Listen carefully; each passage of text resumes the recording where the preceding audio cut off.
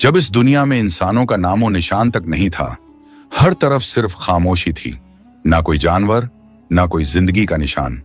उस वक्त एक दिन अल्लाह रब्बुल आलमीन ने अपने तमाम फरिश्तों को हुक्म दिया, ऐ मेरे फरिश्तों, मेरे अर्श अजीम के करीब सब इकट्ठा हो जाओ। अल्लाह रब्बुल आलमीन का हुक्म मिलते ही बेहिसाब फरिश्ते रोशनी की तरह चमकते हुए उस जगह हाजिर हो गए। तब अल्लाह ताला ने फरमाया, मैं जमीन पर अपना एक नुमाइंदा भेजना चाहता हूं। यह सुनकर फरिश्ते हैरान हो गए। उनकी पेशानियों पर सवाल थे और दिलों में तज्जुब। उन्होंने अदब से अर्ज किया, ऐ हमारे परवरदिगार, क्या आप ऐसी मखलूक को जमीन पर भेजना चाहते हैं जो वहां फसाद करेगी, खून खराबा मचाएगी? हालांकि हम तो हर वक्त आपकी तस्बीह और इबादत में मशगूल रहते हैं, फिर नया खलीफा बनाने की क्या जरूरत है? उनकी बात सुनकर अल्लाह रब्बुल आलमीन ने फरमाया, ऐ मेरे फरिश्तों, मैं वो जानता हूं जो तुम नहीं जानते।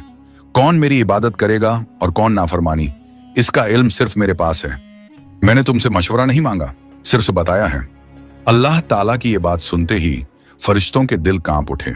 उन्होंने अपनी गलती महसूस की और फौरन तौबा कर लिया। फिर सजदे में गिरकर अल्लाह से माफी मांग ली। फिर अल्लाह ताला ने अपने 4 अजीम फरिश्तों को बुलाया, हजरत जिब्राइल, हजरत मिकाइल, हजरत इसराफील और हजरत इजराइल अलैहिस्सलाम। हुक्म मिलते ही अल्लाह रब्बुल आलमीन की बारगाह में हाजिर हुए।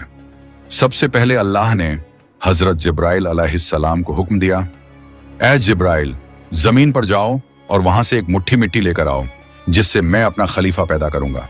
हजरत इजराइल अलैहिस्सलाम जमीन पर तशरीफ लाएं और मिट्टी उठाने लगे, मगर मिट्टी रोने लगी। गिड़गिड़ाकर बोली, ऐ जिब्राइल, मुझे कहां ले जा रहे हो?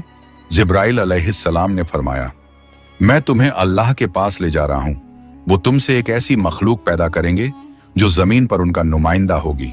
ये सुनते ही मिट्टी और ज्यादा रोने लगी और बोली, ऐ जिब्राइल, मुझे मत ले जाओ। मुझसे जिन इंसानों को पैदा किया जाएगा वो अल्लाह की नाफरमानी करेंगे। फिर जब अल्लाह का अजाब उतरेगा तो मैं भी तो उनके जिस्म में रहूंगी। वो अजाब मुझे भी झेलना पड़ेगा और अल्लाह के अजाब को सहने की ताकत मेरे पास नहीं है। मेरी तरफ से अल्लाह से माफी मांग लेना।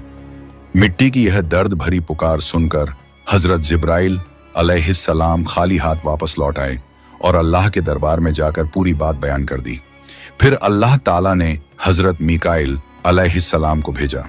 वो भी जमीन पर तशरीफ लाएं, मगर मिट्टी ने उसी दर्द से फरियाद की और मिकाइल अलैहिस्सलाम भी खाली हाथ लौट आए। इसी तरह हजरत इजराफील अलैहिस्सलाम भी जमीन पर तशरीफ लाएं, मगर मिट्टी की